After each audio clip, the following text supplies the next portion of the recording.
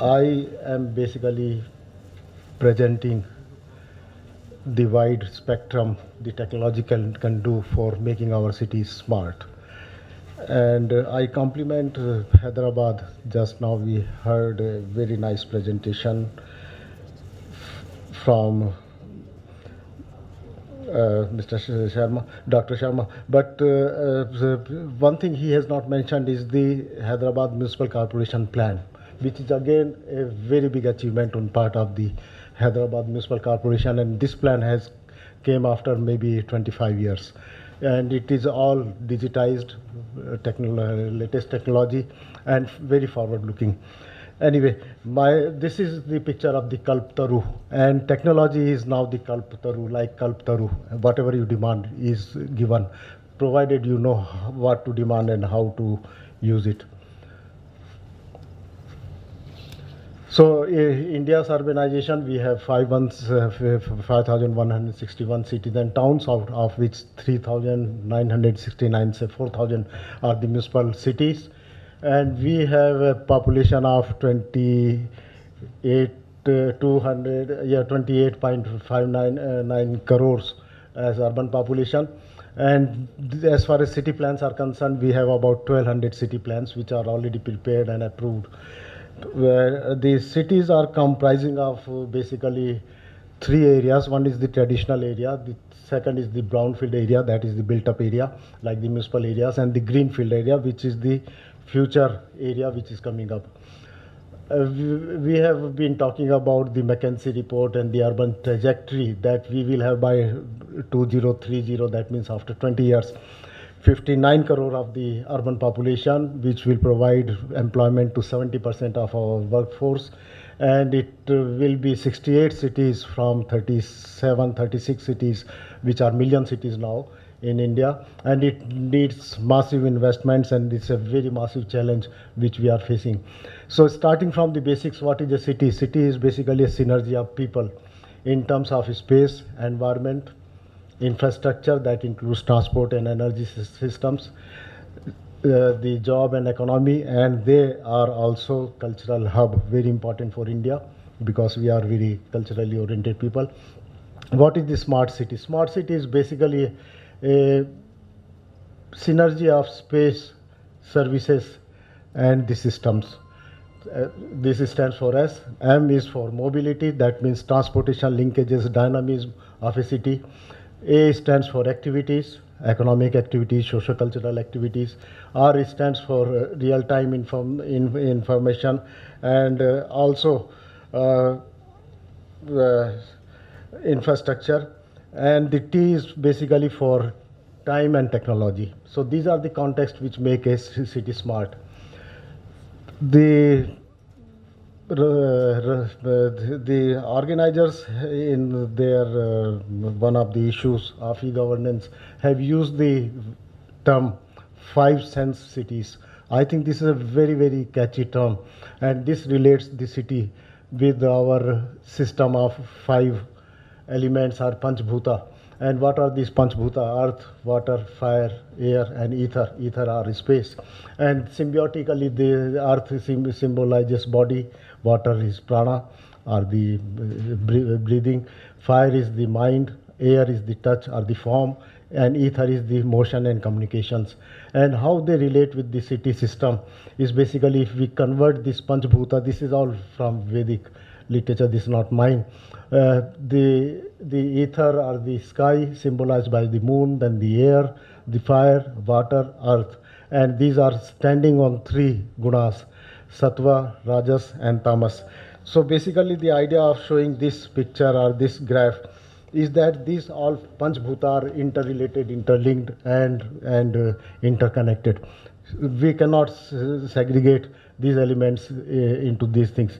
And when we talk about the sattva, rajas, and tamas, that means it is the whole foundation is laid on the principles of thinking, principles of doing, that means activity, and principles of inactivity also, tamas. So translating this into our urban system, we have to have intelligent, integrated, and interconnected infrastructure. And this whole paradigm of food, energy, earth, waste, in terms of these Panchbhutas is interlinked, and we have to develop this kind of system which is self-sustaining, which is recyclable, minimizing the generation of the waste, and using the resources in terms of their optimum to their optimum without disturbing the ecological balance. So ecological balance is becoming very, very crucial in the urban development. So keeping in view this thing, when we talk about this technology, bringing technology into the whole system, the basic thing is that we have to consider the new technologies, geospatial technology, and building information systems. So the whole system or the whole thinking of architects and engineers has to change, and we have to incorporate the latest technology, which, because the buildings are going to live for 50 years or 100 years, so they have to be very futuristic. And we are already talking about the nanopolis or the smart city, which is built from the nanotechnology, and this is still to come into India, but this is being experimented abroad. Then we have interconnected grid city. The whole form of the city gets interconnected. It is built on different principles, and the infrastructure and the grids become the determinants of the city form, city density, city structures, and the development of the micro cities. Every building has to be like a micro city, and these are the rotating buildings. These were just conceptualized, which have everything within them: cultural facilities, religious facilities, schools, parks, or clubs. Everything is within a city. So these are micro cities by themselves. And the floating city, this is a picture of Dubai Palm City or Palm Beach City, and this is already coming up on the sea, and this is a floating city on the sea, and we have to think about these kind of futuristic patterns in our city rather than all the time encroaching upon agriculture, valuable agriculture land, and at the cost of rural development and agriculture development. Then we have been talking about the intelligent systems for traffic, but why we have to have traffic in the city? Can we have some kind of system that the traffic moves underground or overground, but the ground is kept free for the people, for the pedestrians, for the children, for the women, for all the people, and the whole form of the city changes, and the ground is available free of accidents, free of pollution, free of this thing. So this is something which we have to think in terms of future. The building production has to change. It has to be automated. It has to be prefabricated. It has to be much more computer controlled, and not this labor intensive and all these kind of traditional things which we have following. India is fortunate to have a very good solar resource, but it has not been used properly, and the schemes proposed or promoted by the Ministry of Non-Conventional Energy Resources have not worked. So we have to think very radical about using of solar energy. That means solar mapping, rotating buildings which rotate according to building, and sensor-oriented buildings where the air conditioner would stop by itself once the temperature is does not demand air conditioning, things like that. So these kind of things, biometric sensor glass, the glass which is biometric and which changes its color according to the need of the light and energy, and electrochromic smart windows which shut off and open up according to the requirements of ventilation, light, and air. Then hybrid power systems, that is not only the PV modules but also battery packs, wind energy, and things like that. And technologies are available, geothermal energy, and just only we have to, as architects and planners, we have to promote them, we have to inculcate and bring them forward. Then one very drastic and very revolutionary change is taking place is stereolithography. That means construction by lasers. In place of traditional labor, traditional materials, We use very modern components, very modern elements, and like a photostat machine, you give the command according to the drawing, and the polymers or resins through laser come into the shape. And this technology is becoming revolutionary. And so far, if you see the Economist, the journal Economist, which is published from Britain, uh, last issue, they mentioned that the stereolithography is now changing the whole industrial paradigm, whole production of industries. Just by laser and sitting in your house, you can produce small products up to 1 meter or 2 meters.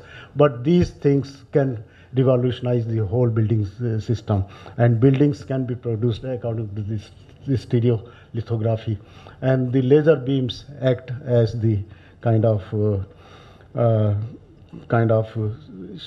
giving shape to the materials. Then we have to have integrated service control networks which are bionic, which are intelligent, which function themselves, and they are all integrated, computerized. Many presentations have talked about this. The only thing is that what I am emphasizing, that not only at the building level but at the city level, the whole system can be intelligent, can be centrally controlled, whether it is signages, whether it is climatic information, whether it is traffic information, and so many things.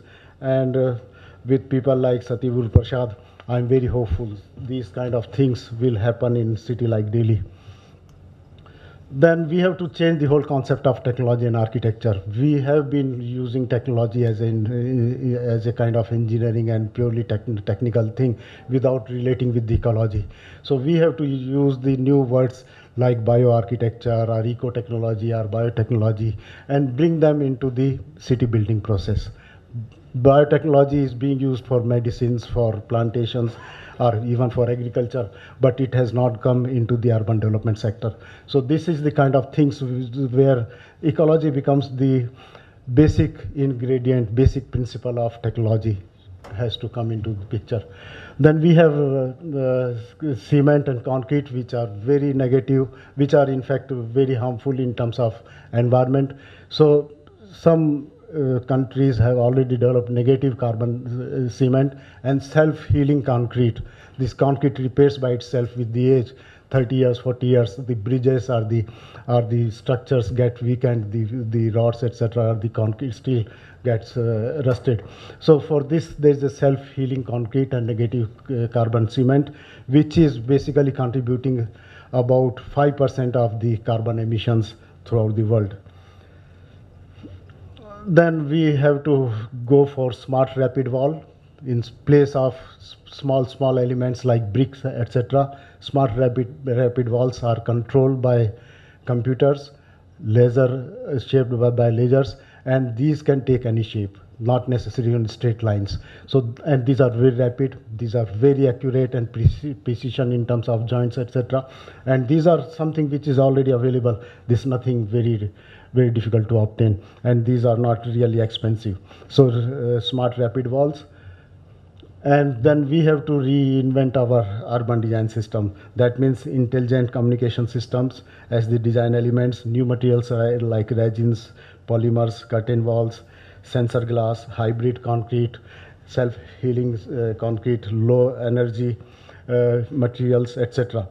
And this means that when we talk about smart city, it is not merely ICT which is important, but the whole gamut of a new revolution in terms of materials, in terms of way we design the buildings or the cities, the way we think about our construction process. So the whole process has to revolutionize, and we have to.